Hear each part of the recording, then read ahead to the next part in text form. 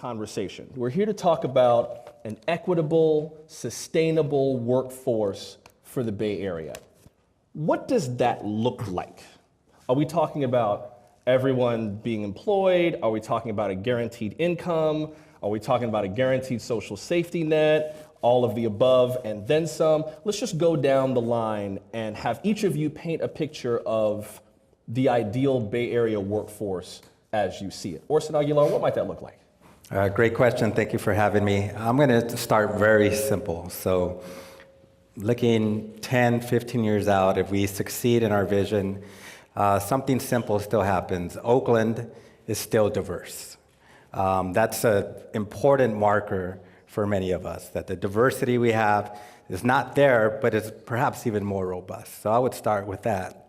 And for us, that's an underlying indicator that if we're able to keep this diversity in a very economically vibrant system, which we think the Bay Area will be, then mission accomplished. Tim O'Reilly?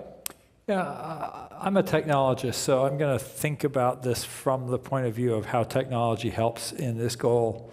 And right now, technology is largely seen as hurting the interests of working people, increasing gentrification.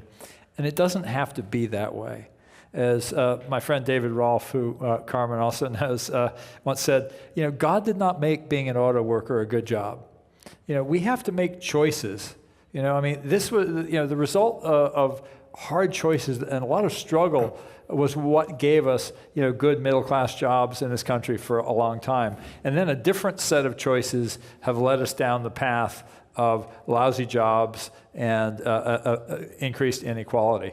And so the thing I'm trying to figure out, and I'm working through an event I'm called the Next Economy Summit, is how can technology help us to create better jobs? And to me, there are three ways that it can do that, and this relates very much to your question. One is you can upskill workers. You can actually find ways for them to do things that were previously impossible. Uber's moving in just about across the street. Uber actually has created a lot of jobs. They're not yet as good as they could be. By using technology to do something that was unthinkable only a few years ago, that you could just call a car at any spot and bing, they can pick you up. And drivers will know where to take you because there's an app. They don't actually have to know. And I go, that design pattern should be replicated across the economy where we say, wow, what else needs doing?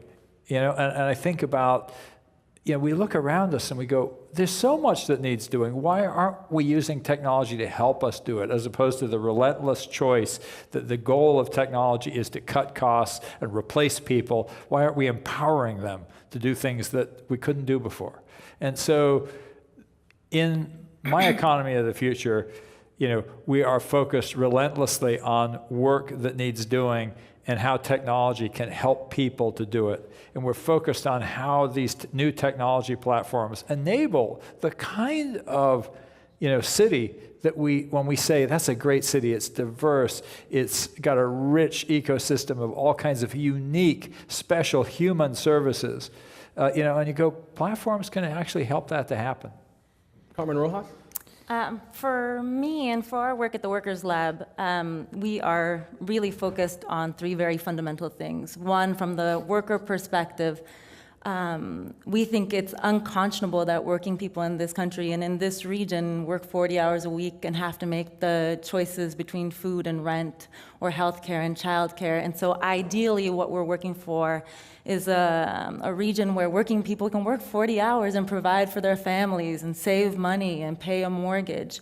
To Tim's point, we also think that the role of government isn't to sort of over-regulate or to hinder innovation, but it can't be all on the back of working people. So we see a lot of promise from the most practical things like raising wages to actually be able to provide people with enough money to make ends meet and live and thrive, to exploring things like universal basic income in certain cities. And then we were created by a labor union interested in imagining what the next generation working people's movement in this country would look like. And I think in retrospect, one of the things that David, who is my co-founder, that Tim mentioned, often talks about is that we have an adversarial relationship with the economy and with business leaders, and we see a lot of promise in being able to transform the economy to be able to create opportunity. So exploring things like co-op creation, co-ownership, employee stock ownership programs, places where we can actually deepen a relationship with leaders in the economy so that we can all thrive. Jim Wunderman?